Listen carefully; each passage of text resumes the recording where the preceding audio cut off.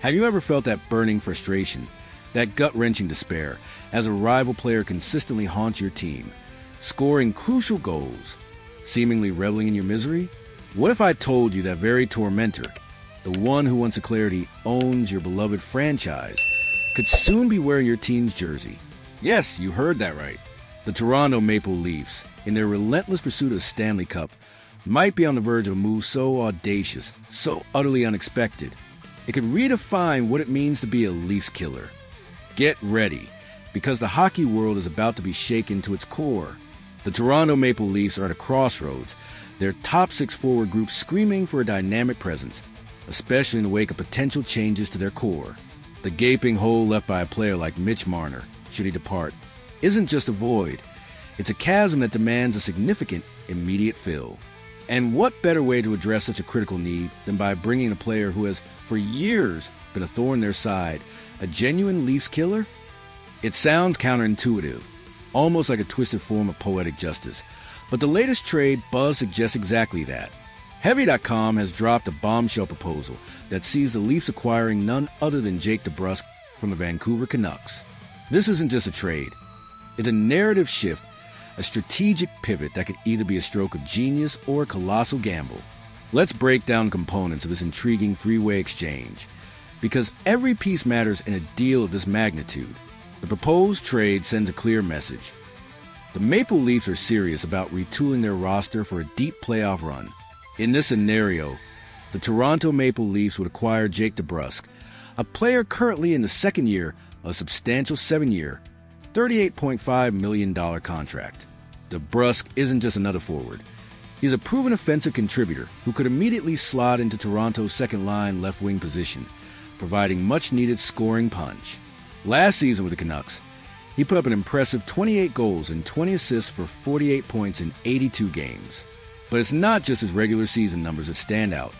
DeBrusk has a reputation as a clutch playoff performer, boasting 27 goals and 20 assists for 47 points in 86 career playoff games.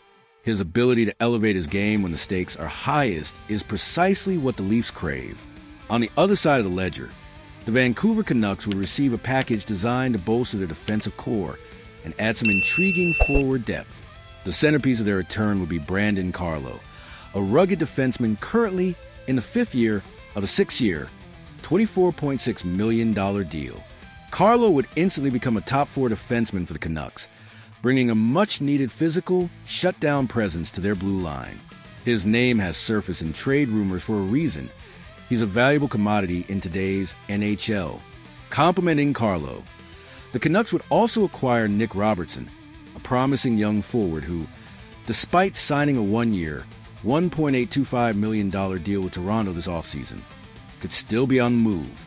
Robertson is a player who desperately needs a fresh start and could find a middle six role with the Canucks, where he might finally unlock his full potential. Last season, he recorded 15 goals and 7 assists for 22 points in 69 games, showing flashes of the offensive talent that made him a highly touted prospect. Rounding out the package for Vancouver will be a 2027 fourth-round pick, adding future draft capital to their organizational pipeline. Now, let's address the elephant in the room, the deliciously ironic twist that makes this trade idea so captivating. Jake DeBrusk's infamous history with the Toronto Maple Leafs. For years, DeBrusk, particularly during his tenure with the Boston Bruins, was a bane of Leafs fans' existence. He seemed to have a knack for scoring crucial goals against them, especially in the playoffs. His playoff stats against Toronto are telling. 9 goals and 5 assists for 14 points in just 21 games. That's not just good, that's Leafs killer territory.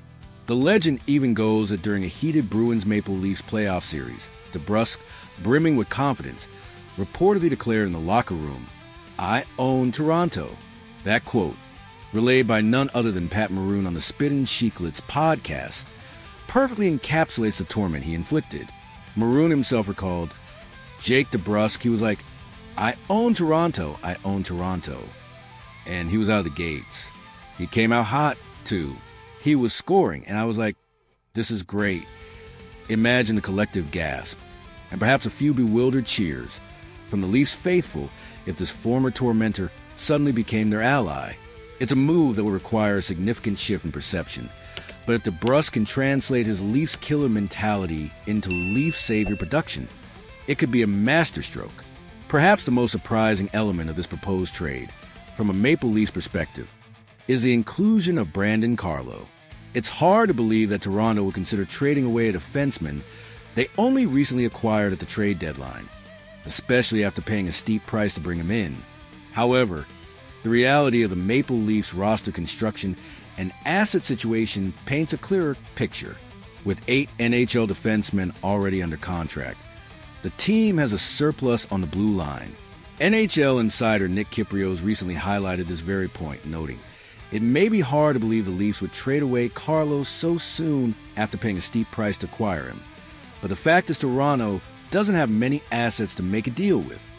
This isn't a reflection of Carlo's ability, but rather a strategic necessity. As Kypreos astutely points out, right shot, minute-munching defensemen will always have a market in the NHL.